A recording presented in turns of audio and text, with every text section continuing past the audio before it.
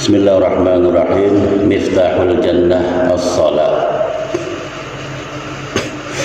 Jadi kuncinya surga Allah Subhanahu wa taala adalah salat.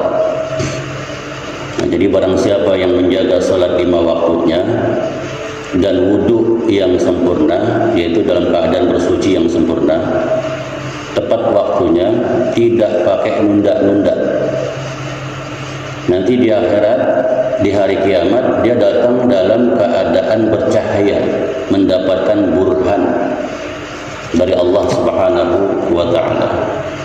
Tapi siapa yang meninggalkan sholat, kelak akan dibangkitkan bersama Fir'aun wa Haman. Na'udzubillah min dzalik. Bukan dibangkitkan di barisannya Rasulullah, tapi malah di barisan orang-orang yang dibenci oleh Allah Subhanahu wa ta'ala. Wa a'udzubillah.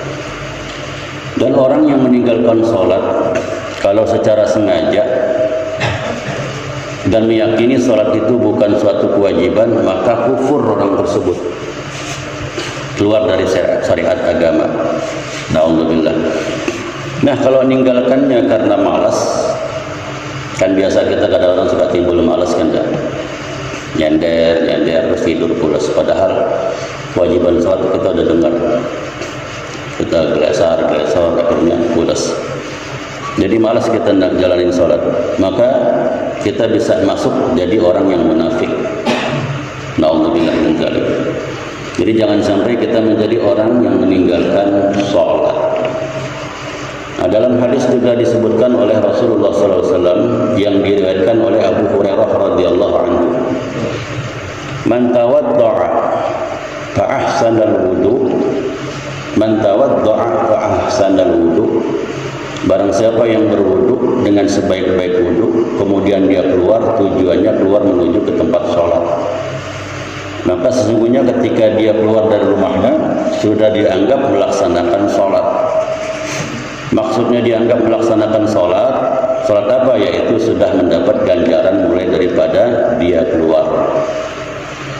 Mulai daripada keluar daripada rumahnya sudah digolongkan sebagai orang yang melaksanakan sholat. Tapi kewajiban sholatnya belum gugur. Maksudnya digolongkan itu bagaimana? Yaitu dia sudah mendapatkan pahala. Bukan ketika sholatnya, namun ketika keluar dari rumahnya sudah mendapatkan pahala daripada Allah Subhanahu wa ta'ala.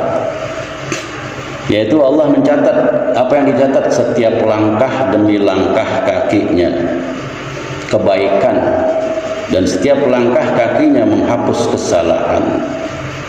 Jadi setiap langkah dapat pahala,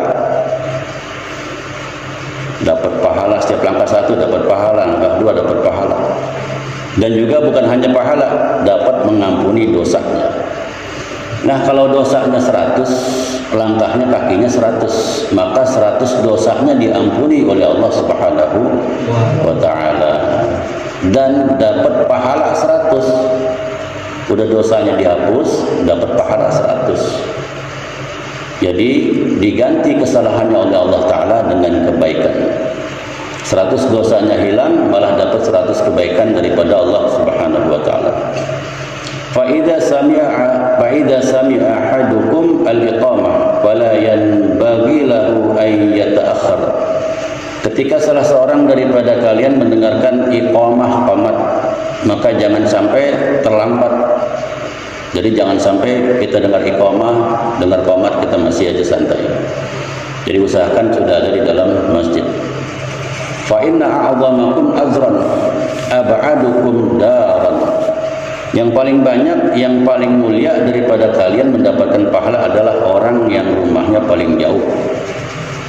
Kenapa demikian? Karena langkah kakinya paling banyak. Langkah kakinya paling banyak, maka pahalanya banyak. Maka sunnah kalau mau ke masjid datang dari jalur yang satu, pulangnya dari jalur yang lain. Karena apa? Yang kita pijak akan menjadi saksi nanti di hadapan Allah Subhanahu wa ta'ala. Kita datang ke sini, setiap apa yang kita pijak nanti akan jadi saksi di hadapan Allah Subhanahu wa ta'ala. Saya nggak pijak, saya pakai motor atau pakai mobil sama aja. Karena motor dan mobil berpijaknya ke tanah, nggak ngambang dia. Jadi setiap sesuatu yang dilewati nanti akan menjadi saksi di hadapan Allah Subhanahu wa ta'ala. maka setiap langkah dihitung kebaikan sama Allah Ta'ala. Maka berlomba-lombalah datang ke masjid. Kalau bisa kita datang ke masjid sebelum waktu azan, karena banyak keutamaan-keutamaan yang Allah berikan kepada orang yang datang ke masjid, seperti diantara sholat Jumat. Datanglah sholat Jumat dahulu sebelum khatib naik ke atas mimbar, itu usahakan itu. Wa qala Rasulullah sallallahu alaihi wasallam, ma taqarraba al-'abdu Allahi bisai'in afdalu min sujudin khafi. Seorang hamba itu tidak ada yang lebih afdal daripada seorang hamba yang mendekatkan dirinya kepada Allah Subhanahu wa ta'ala, melebihi daripada sujud yang dia lakukan secara sir khafi. Maksudnya apa secara sir khafi ini? Dia sendirian, hanya bersama Allah Subhanahu wa ta'ala, yaitu kita salat malam, salat-salat sunnah kita sendirian di waktu-waktu yang memang orang sedang tidur.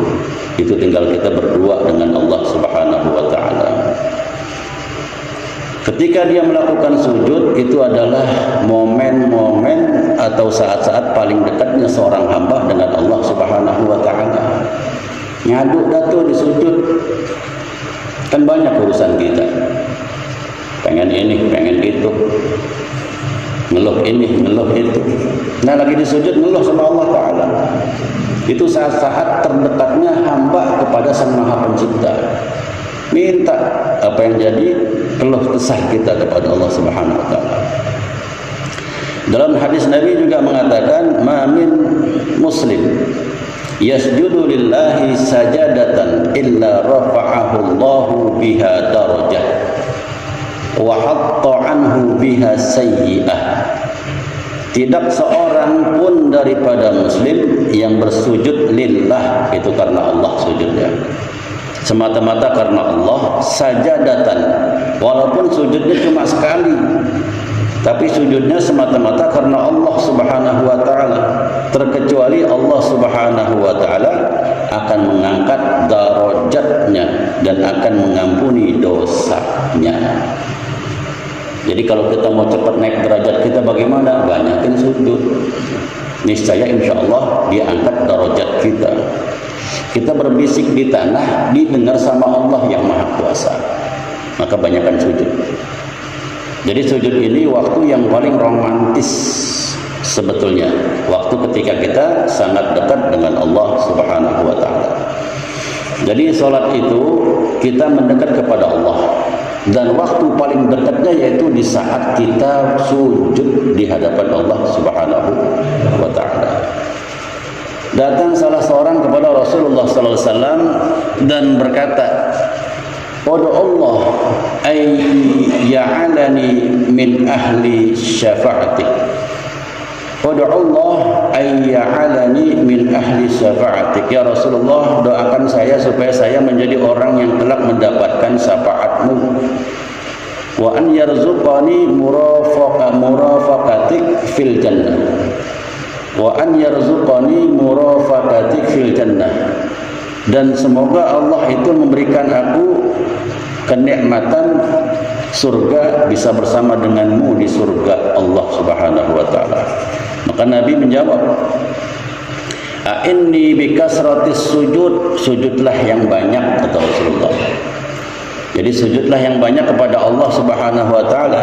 Jadi kalau mau dapat syafaatnya, perbanyak sujud. Kalau mau masuk surga bersama Rasulullah SAW, banyakin juga bersujud. Maksudnya apa? Banyak sholat. Sholat 5 waktu jangan ditinggalkan. Sholat-sholat sunnah juga lakukan. Perbanyak sujud biar kita mendapat syafaatnya Rasulullah Sallallahu Alaihi Wasallam. Jadi waktu paling dekat seorang hamba kepada Allah Taala yaitu di waktu sujud, sebagaimana firman Allah Subhanahu Wa Taala, wasjud waqtarib, dan bersujudlah dan mendekatlah. Nah, ini menunjukkan saat paling dekat seorang hamba itu saat dia bersujud.